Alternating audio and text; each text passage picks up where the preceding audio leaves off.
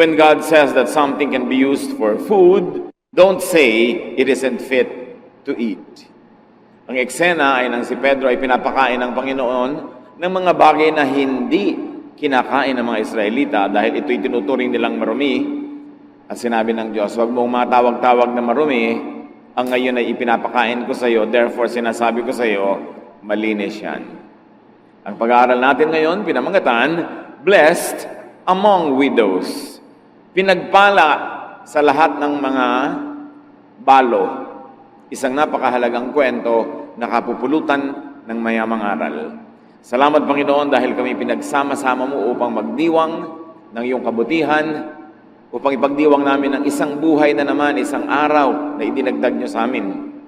Turuan niyo kami na pahalagahan ang araw na ito. Huwag itong baliwalain, punuin ng reklamo at lungkot, kundi ito ipagdiwang at ipagsaya.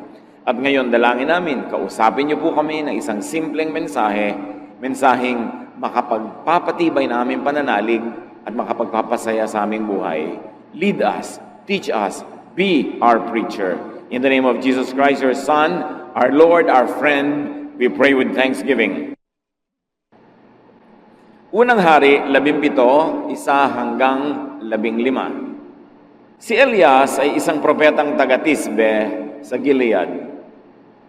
Sinabi niya kay Ahab, saksi si Yahweh, ang buhay na Diyos ng Israel na aking pinaglilingkuran, hindi uulan, ni hindi magkakahamog sa mga darating na taon hanggat di ko sinasabi. Pagkatapos sinabi ni Yahweh kay Elias, umalis ka rito at magtago ka sa batis ng Karit, sa silangan ng Jordan. Maiinom mo ang tubig sa batis ng Karit, at may inutusan ako mga uwak na maghahatid sa iyo ng pagkain. Sinunod nga ni Elias ang sinabi ni Yahweh. Lumakad siya at nanirahan sa may batis ng Karit sa silangan ng Jordan. Umaga't hapon, may mga uwak na nagdadala sa kanya ng pagkain at sa batis naman siya umiinom. Ngunit dumating ang panahon na natuyo na rin ang batis. Kaya sinabi sa kanya ni Yahweh, umalis ka rito, pumunta ka sa Sarepta, sa lupain ng Sidon. May inutusan akong isang biyuda na magpapakain sa iyo roon. Pumunta nga siya roon at nang papasok na siya sa pintuan ng lungsod, nakita niya ang biyuda na namumulot ng panggatong. Sinabi niya sa babae, maaari po bang makiinom? Aalis na ang babae upang ikuha siya ng tubig nang pahabol niyang sabihin, kung maaari, bigyan mo na rin ako ng kapirasong tinapay. Sumagot ang babae, saksi si Yahweh ang inyong buhay na Diyos na wala na kaming tinapay. Mayroon pa kaming kaunting harina at ilang patak ng langis. Namumulot nga ako ng panggatong upang lutuin iyon at makakain man lang kami ng anak ko bago kami mamatay. Sinabi sa kanya ni Elias, huwag ka mag-alala. Pumunta ka na at gawin mo ang iyong sinabi, ngunit ipagluto mo muna ako ng isang maliit na tinapay at pagkatapos magluto ka ng para sa inyo. Sapagkat ganito ang sabi ni Yahweh, Diyos ng Israel, hindi ninyo mauubos ang harina sa lalagyan at hindi rin matutuyo ang langis sa tapayan hanggat hindi sumapit ang takdang araw na papatakin na ni Yahweh ang ulan. Ginawa nga ng babae ang utos ni Elias at hindi naubos ang pagkain ni Elias at ng mag-ina sa loob ng maraming araw. Isang kagilagilalas na kwento na patuloy pa rin at maaaring maganap sa buhay natin ngayon. Isa-isahin natin at pulutan ng mga aral na maia-apply sa buhay natin ngayon. 1 Kings 17, 8-9. The Lord told Elijah, go to the town of Zarephath in Sidon and live there. I've told the widow in the town to give you food.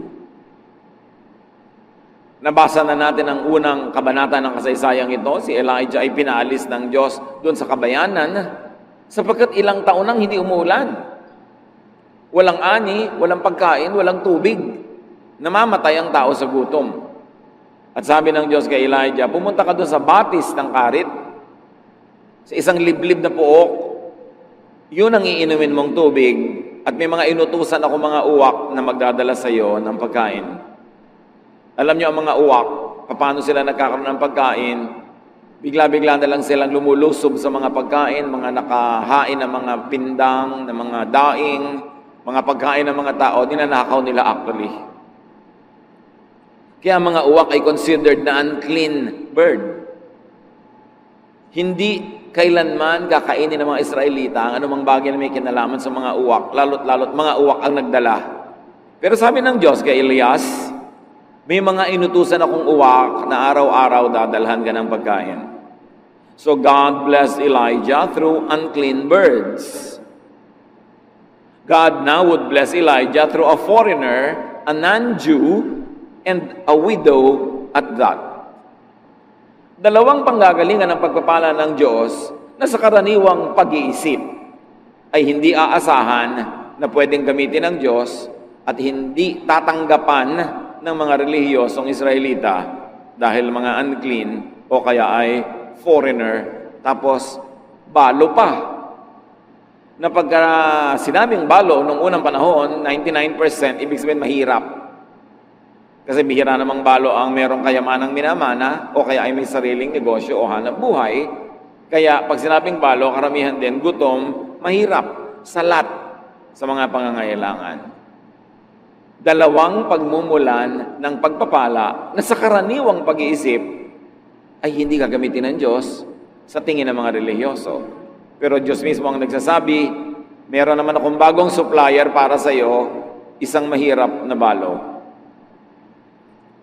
1 Kings 17, 10-11. When Elijah came near the town gate of Zarephath, he saw a widow gathering sticks for a fire. Would you please bring me a cup of water? He asked. As she left to get it, he asked, would you also please give me a piece of bread? Namumulot ng mga tuyong kahoy ang babaeng ito upang gawing panggatong, fuel para siya gumawa ng apoy at makapagluto ng last meal nilang mag-ina.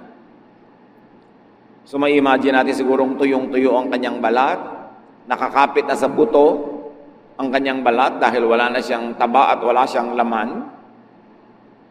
At ngayon ay para siyang kalansay na namumulot ng mga tuyong kahoy sa isang kalansay na landscape dahil walang buhay na halaman.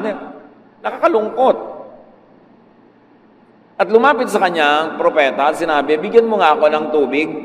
At sa kabila ng lahat, nakulang na nga ang tubig, buong puso namang tumalima ang babaeng ito. Papapunta na siya sa kanyang tahanan para kumuha ng tubig. Nang biglang sabi nitong si Elijah, siya nga pala, pakidagdagan mo na rin ng tinapay, ha? Water? O sige, bibigyan na nga, pero bread during a grave drought?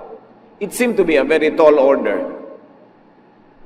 Parang imposible, una na ibigay, at mas imposible naman itong mama na to, ang lakas ng loob humingi ng ganitong bagay. Pero alam na natin na inutusan ng Diyos ang babaeng ito. Hindi natin alam kung paano niya nalaman ang utos ng Diyos.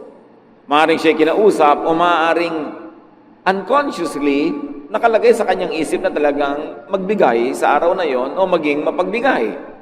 Kaya yung pagbibigay ko minsan, ang nag-uudyok talaga sa atin Diyos, huwag nating pigilin.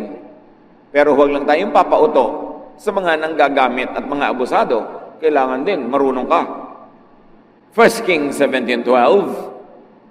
The widow answered, in the name of the living Lord, your God, I swear that I don't have any bread. All I have is a handful of flour and a little olive oil. I'm on my way home now with these few sticks to cook what I have for my son and me. After that, we will starve to death. Sabi niya, isinusumpa ko sa ngalan ng Diyos mo, sa ngalan ng inyong Diyos, wala akong tinapay. Yes, meron akong konting harina, konting patak ng langis, at ngayon meron ako pang gato, ang gagawa ko ng apoy, magbe-bake ako ng konting-konting tinapay, At pagkakain namin yun, hihiga na kami mag-ina at aantayin na lang namin ang kamatayan. Ganun kalala ang sitwasyon. It was grim and heartbreaking. Pero sabi ng widow, your God. The widow was not fully aware that she also believed in this God. Na nung siya ay tinutusan ng Diyos na pakainin ng propeta, siya naman ay sumangayon. Kaya't bibigyan nga niya kung anong meron siya. Tubig nga, ibibigay niya eh. Wala lang nga talagang reading tinapay, pero inamin niya, meron naman siyang konting harina. Alam niyo po ba na maraming mananampalataya na hindi nila alam na mananampalataya sila? Kasi maaaring iba yung religious background nila, iba yung nilakihan nila na environment. Pero yes, nananalig sila sa buhay na Diyos sa langit na sinasamba ng mga Israelita, pero hindi sila lang ang nakakakilala o sumasamba, bagamat meron silang conscious knowledge of this God. Hindi exclusive sa kanila ang pananalig na ito dahil maging sa Biblia, napakaraming patunay na maraming hindi Israelita ang nananalig sa Diyos. Bagamat hindi articulated, hindi ganong linaw ang kanilang mga doktrina, but in effect, in practice, they are believers, like this woman. 1 Kings 17, 13 to 14, Elijah said, everything will be fine. Do what you have said, magluto ka ng balak mong gawin, go home and fix something for you and your son, but first, please make me a small piece of bread and bring it to me. Hindi natin alam kung si Elijah ay diabetic. Bumababa na ang kanyang sugar levels, kailangan siyang unahin. Kaya sa mga kainan, merong lane dapat ang senior citizens. Hindi lang dahil mahina na sila at matanda na sila, marami sa kanila diabetic na rin. At alam niyo ng mga diabetic, pag nagutom, kailangan pakainin agad dyan, bumababa ang blood sugar. Well, we don't know if that's the case of the prophet. Pero sabi niya, sige, gawin mo yung balak mo magluto para sa inyong dalawa. Pero pakiuna mo na ako. Magluto ka muna ng kapiraso, dalhin mo sa akin, at pakainin mo ako. Verse 14, the Lord God of Israel has promised that your jar of flour won't run out and your bottle of oil won't dry up before He sends rain for the crops. Sabi niya, tama ka, magluto ka, pero unahin mo ako. Maaaring ang uunahin niyang lutuin, yun na yung lahat-lahat ng harina niya. Wala nang matitira sa pangalawang luto. Pero sabi ng propeta, pag ginawa mo yan, hindi mauubusan ng laman ng iyong banga. Tuwing dudukwang ka at titingnan mo ang loob, meron ka uling maluluto, kaya sige na, ipagluto mo na ako. Siguro ngayon, sa mga young people, pag sinabi mo yan, ang sagot nila sa iyo, uunahin talaga kita. Huling-huling supply na nga ito. 1 Kings 17:15, the widow went home and did exactly what Elijah had told her. Sabi sa inyo, mananampalataya ang babaeng ito Hindi lang niya alam. She had great faith. She was a believer, better than most people, na yung pananalig nila ay nakadoktrina, nakakwadro, nakasulat, nakadikit sa refrigerator, pero hindi naman ginagawa sa totoong buhay. Ang mga paniniwala nila ay malinaw na malinaw, ipinaglalaban, ipinagtatalo, nakikipagdigma sila at nakikipagdebate, pero sa totoong buhay, hindi naman sinusunod. Ang babaeng ito, hindi malinaw sa kanyang pananalig, hindi niya nga alam, mananalig pala siya Pero sa totoong buhay, she practices that faith. And at least, what she had was kindness. And kindness is high religion. May bubuti pa bang relihiyon sa pagiging mabait? Sa pagiging mabuti? Aanin mo ang relihiyon kung di ka naman mabait at mabuti. So ang babae ay sumunod. At sabi ng Bible, she and Elijah and her family had enough food for a long time. Dahil sinunod niya ang utos sa kanya ng Diyos, sinunod niya ang sabi ng alagad ng Diyos, she practiced that faith, which was not articulated by doctrine, but nevertheless was articulated by her deeds, and you will know a tree by its fruits, sabi ni Jesus. Matapos siyang magluto para sa propeta, ang bango nun, alam niyo yung bagong bake na tinapay, At ang mga Israelita noon, magpapainit sila ng bato, lalagyan nila ng gatong yung ilalim ng bato, iinit yung bato, mainit na mainit, doon nila ipapatong yung harina na may konting langis. At kung may supply, baka may itlog pa yun na isinama, pero ngayon, langis lang talaga at konting oil at harina. Ang bango nun, lalo sa taong gutom, pero tiniis nilang mag-ina ang gutom nila, ibinigay muna nila sa propeta. And lo and behold, nang tingnan niya uli ang kanyang banga, may bago na namang harina doon, nag-bake siya.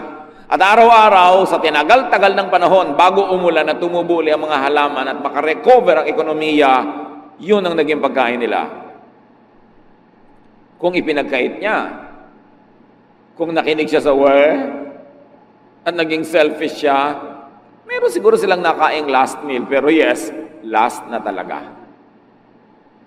So she was blessed among so many widows. Maraming aral, at natitiyak ko ngayon pa lang na process na ng marami sa ating kanong aral sa ating personal na buhay. Pero dagdagan pa natin. More blessings could await those who help God's chosen servants. That's what the story says. Mark 9:41, sabi ni Jesus, anyone who gives you a cup of water in my name, just because you belong to me, will surely be rewarded. Sino man daw na mag-aabot kahit man lang isang basong tubig sa kanyang mga alagad, dahil mga alagad sila, dahil naglilingkod sila sa Diyos, dahil instrumento sila ng Diyos, tiyak na magagantimpalaan. Ang babaeng ito, hindi lang tubig, pati yung huling tinapay, ibinigay pa niya. Kaya takot-takot na tinapay ang naging kapalit. Isang aral is that more blessings could await those who help others, even though they themselves are also needy. Ang pagbibigay sa kapwa sa panahon ng sagana ay maganda. Pero hindi ka hanga-hanga kasi sagana naman eh. Pero ang pagbibigay sa kapwa sa panahon ng pangangailangan, ng kagipitan, ng kasalatan, dakilang pananalig. Pananalig sa ano? Pananalig kanino? Pananalig sa Diyos. Na pag gumagawa ka ng mabuti, kahit sa panahong nangangailangan ka, nakikita yun ng Diyos, at Diyos ang siya magpapalit ng iyong mga ibinibigay, Diyos ang siya magbibigay naman sa iyo. Because you cannot give what you never received at first. Ano man ang ating ibinibigay ay natanggap na muna natin mula sa Diyos. Kasi kung hindi ka binigyan ng Diyos, anong ibibigay mo? You were born into the world with nothing. And you will go out of this world with nothing. Wala namang ipinanganak na may dala ng ari-arian, kayamanan, etc. Kaya kung meron man tayong ipapamigay, yun ay dahil lang nakatanggap na muna tayo. Kaya napakamali na hindi magbigay. Kasi ikaw nabubuhay dahil lang tumatanggap ka sa Diyos. Gumagamit ang Diyos sa mga instrumento, pero lahat ng mabuting bagay ay galing sa Diyos. Paano mo ngayon haharangan yung daan ng pagpunta sa iyo ng biyaya sa pamamagitan ng pagharang doon sa daan na papalabas mula sa iyo at patungo sa iba? Iisang daan yon.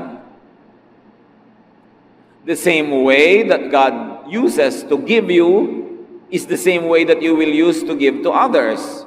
When you close that road so that you won't have to give to others, you also close the same road that God uses to give to you. Pag naging maramot ka sa kapwa, pinipilit mo ang Diyos na maging maramot din sa iyo. Kasi ang sabi ni Jesus, give and it shall be given to you. Magbigay ka at ibibigay din sa iyo. Sa katunayan, dahil ibinigay na sa iyo, kaya magbigay ka. Kung sobra ka magpapakatalino, magpapaka-wise, magpapaka-selfish, you will survive for a few days, but beyond that, no more. Kaya ang tunay na matalino, mapagbigay. Paano pa kung hindi ka lang matalino at maka-Diyos ka pa, di lalo ka mapagbigay? Hindi matalino yung maramot.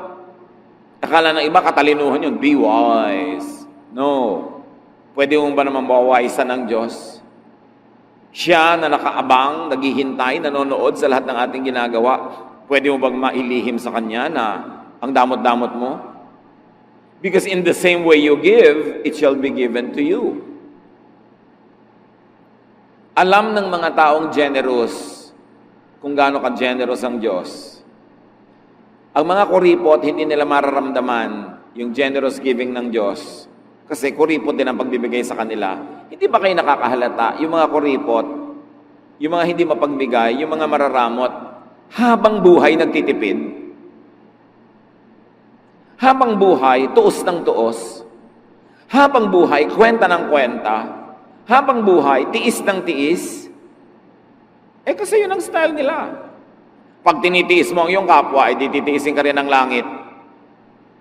Pag binemenos, nililiitan, kinokontian mo ang bigay sa iba, konti rin ang dating ng blessing sa'yo, kaya katipid ng tipid. Sasabihin ng iba, alam mo, kaya ako nabuhay ng matagal, katitipid ko.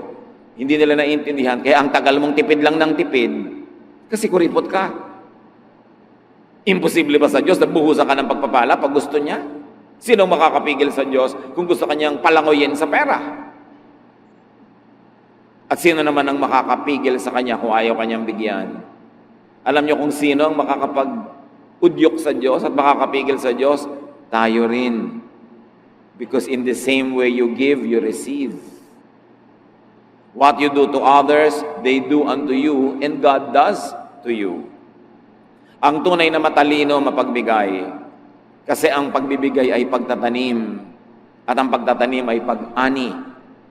Hindi man yung binigyan mong eksaktong tao ang anihan mo, aani ka sa iba. Kasi si Jesus ang may sabi, what you plant, you harvest.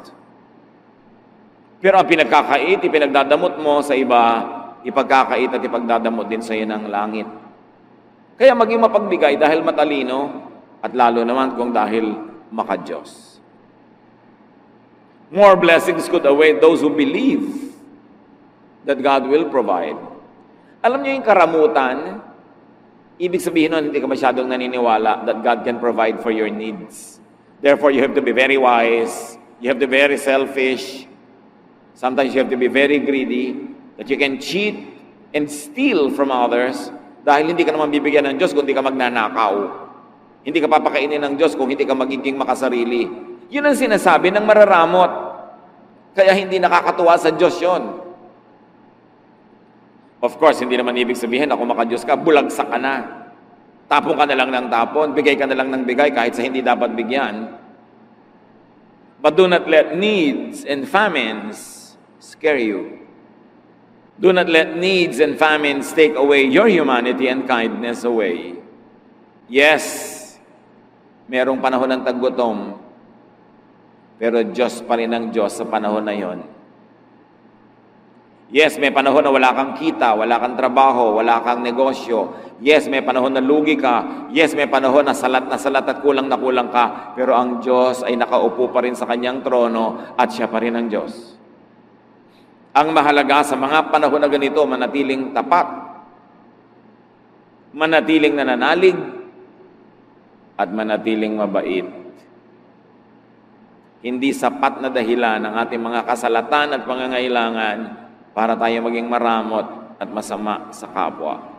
Ang tunay na nananalig, you will be good in spite of needs, in spite of wants, in spite of poverty. Hindi ka bayanihan sa mayaman na magbigay kasi hindi naman niya babawasan ang pagkain sa plato niya. Bagamat kabutihan yon. Pero kabayanihan sa taong kokonti na yung pagkain niya, sasaluhan pa niya ang iba. Sa palagay nyo, hindi yun nakukwenta ng Diyos? Hindi yun nakikita ng Diyos?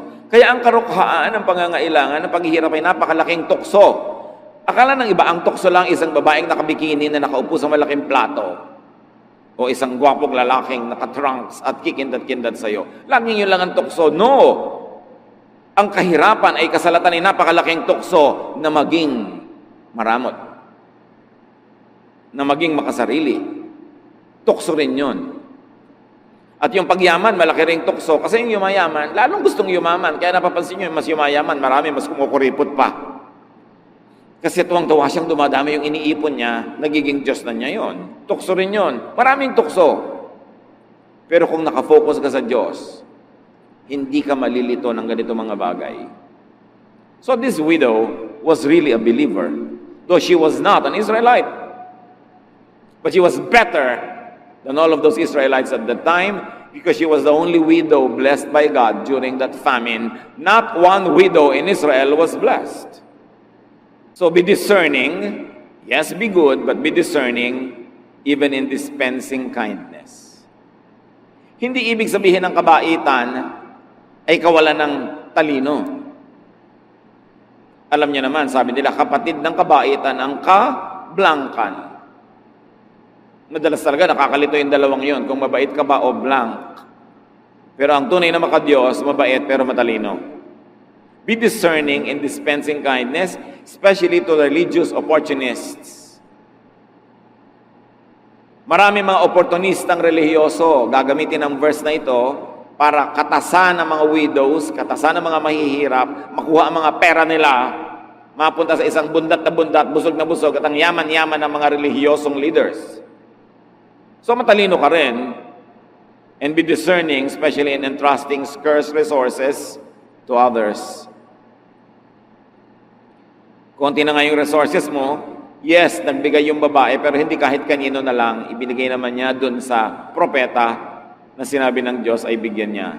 Matthew 10:16, sabi ni Jesus, be as wise as snakes and as innocent as doves.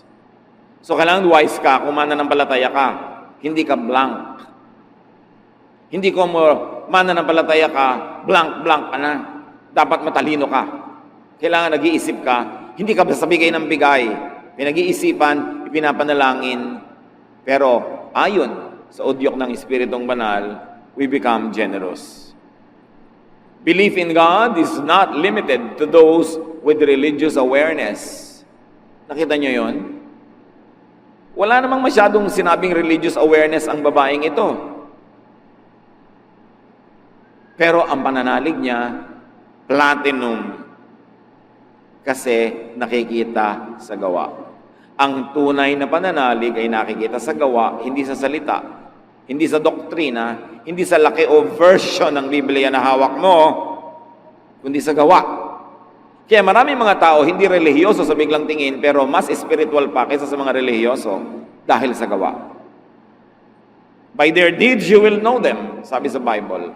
By their fruits you will know them if they are children of God.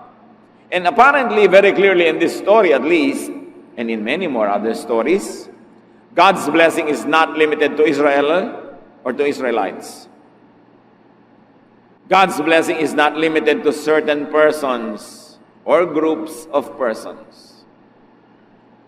Walang limitasyon kung sino ang pwedeng pagpalain ng Diyos. Hindi garantisado na pag relihiyoso ka, blessed ka na. At meron naman mga hindi relihiyoso na be-bless. Luke 4:25-28, sabi mismo ni Jesus, isa sa mga konting kwento sa Old Testament na kinote ni Jesus, once during the time of Elijah, there was no rain for 3.5 years. And people everywhere were starving. There were many widows in Israel, but Elijah was sent only to a widow in the town of Zarephath near the city of Sidon. When the people in the meeting place heard Jesus say this, they became so angry. Nangangaral si Jesus sa loob ng bahay dalanginan nang inungkat niya ang kwento ng babaeng ito. Sabi niya, alam niyo noong unang panahon, 3 kalahating taong walang ulan. Anong klaseng El Nino yan? Ang tagal. Drought. Pag may drought, walang tubig. Pag walang tubig, walang halaman. Pag walang halaman, walang kakainin ng sino man. 3.5 years. Kung may itinago ka man, ubus na dahil 3.5 years. Sabi niya, wala ni isang babaeng balo sa Israel na pinagpala at pinili ang Diyos, kundi ang babaeng ito na taga Sidon, meaning Gentile, hindi Israelite. Sabi ganon, siya lang ang pinagpala ng Diyos. Nagalit. ang mga banal at relihiyosong Israelita na nakikinig noon sa sermon ni Jesus. Bakit sila nagalit? Because the Jews had always thought of and considered themselves as special and favored. Sobra na nilang napapaniwala ang kanilang mga sarili na napaka-special nila sa Diyos. Sila lang ang mahal ng Diyos, sila lang ang anak ng Diyos, sila lang ang itinangi ng Diyos. At yan ay binasag ni Jesus sa napakaraming pagkakataon. Ipinamukha niya sa mga Israelita, you are not as special as you think. At sabi ni John the Baptist, kahit ang mga batong ito, pwedeng gawin ng Diyos na tagasamba sa Kanya kung kayo mga Israelita hindi sumasamba. Sobra kasing naging ethnocentric ang mga Israelites. Sobrang yumabang sila. Sila lang ang blessed. At sabi ni Jesus, alam niyo ba? 3.5 years, not one widow in Israel was blessed, but this outsider was blessed. Because God blesses whom He likes to bless. Hindi mo pwedeng limitahan ng Diyos na yung gusto mo lang i-bless niya, ang i-bless niya. The Lord told Moses that He has pity and mercy on anyone He wants to. Kung sino man ang maibigan ng Diyos sa kaawaan, tulungan, sino ang makakapigil sa Kanya. So God can bless you because, maganda yon, napagpapala ka dahil bagay ka, karapat-dapat ka, marami kang ginagawang mabuti, religyoso ka, etc. But God can bless you in spite of.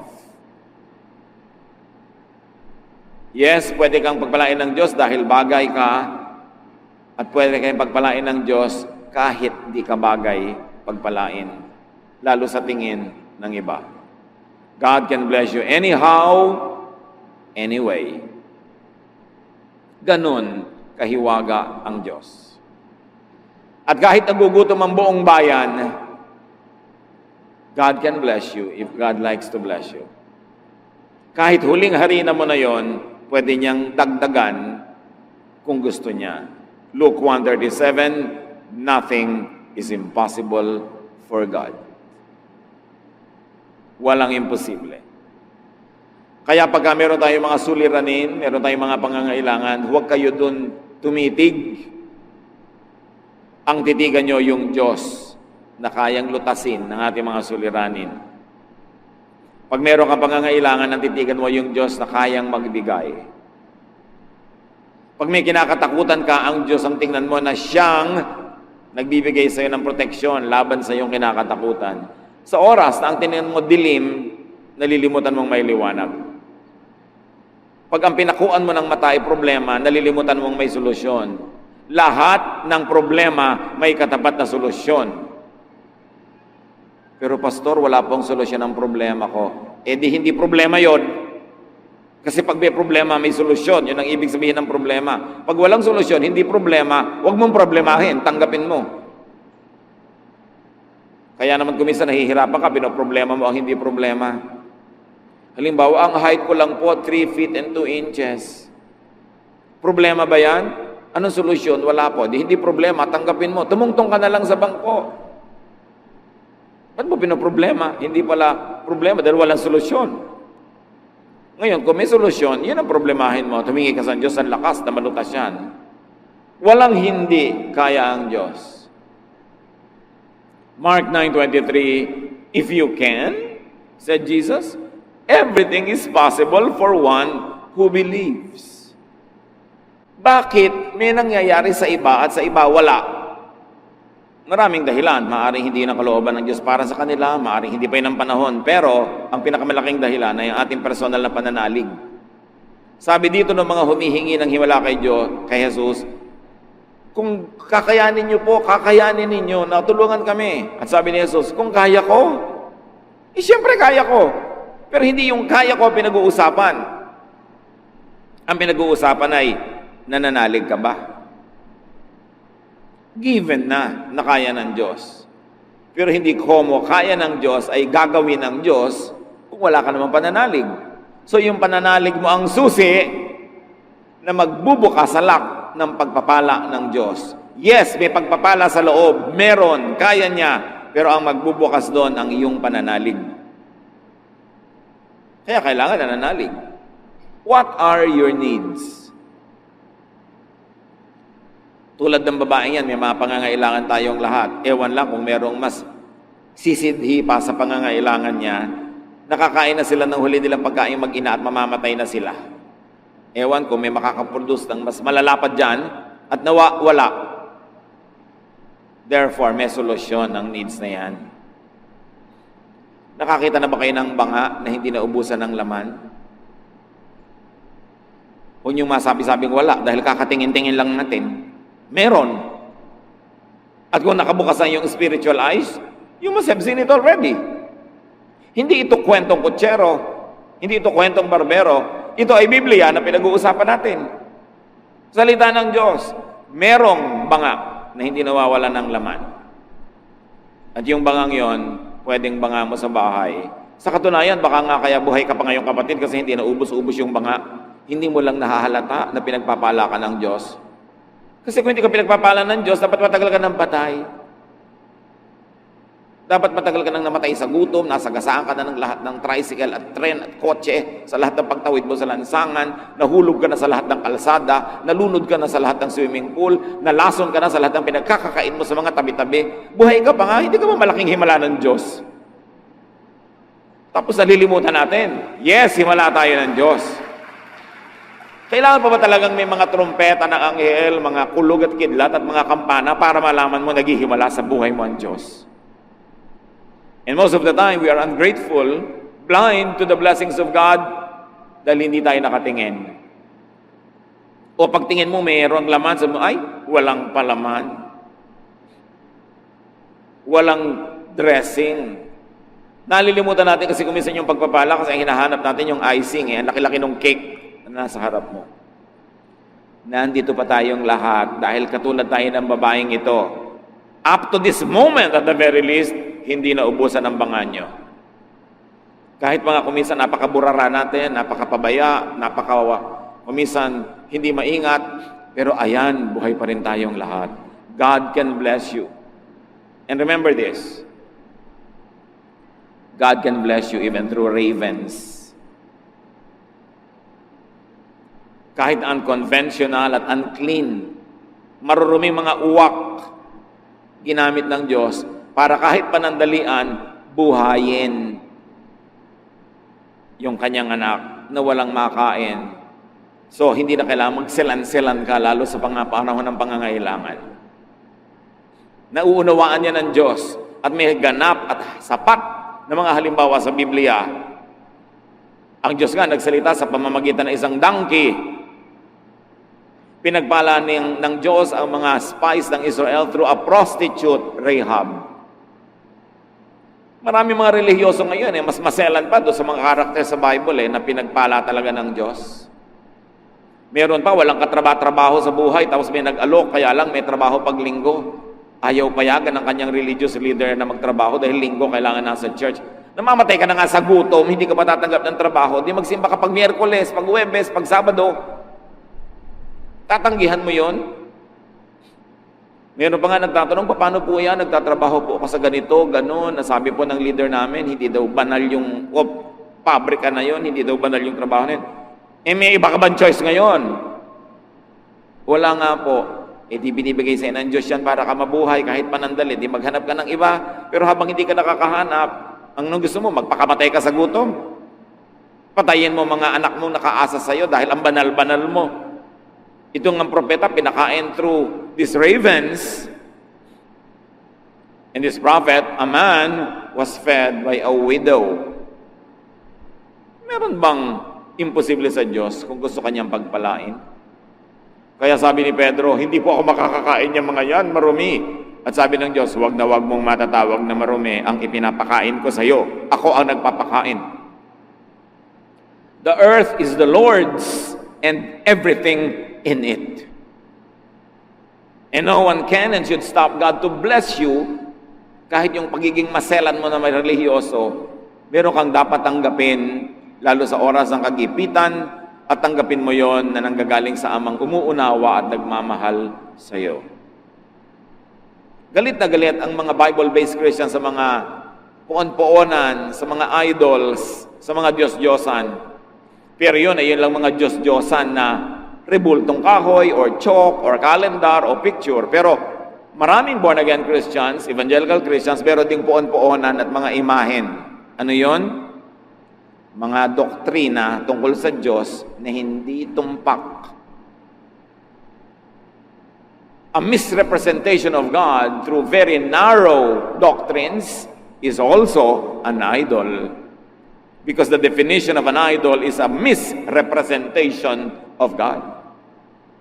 So when you misrepresent God, make God angrier than He is, make God look more strict than He is, you are actually creating an idol and you are worshiping an idol. Parehong bawal lang yun.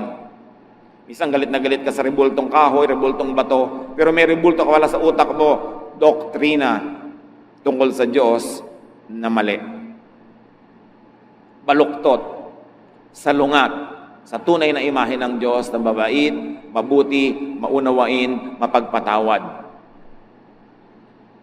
So, you could be blessed by God even through an unlikely source. May nagtatanong pa, paano po pag may nag-donate ng tithe ng napanalunan niya sa loto, tatanggapin niyo po ba? Sabi ko, aba, yes, dalian. Galing po sa loto. Galing ba sa kanino lahat ang pera sa mundo?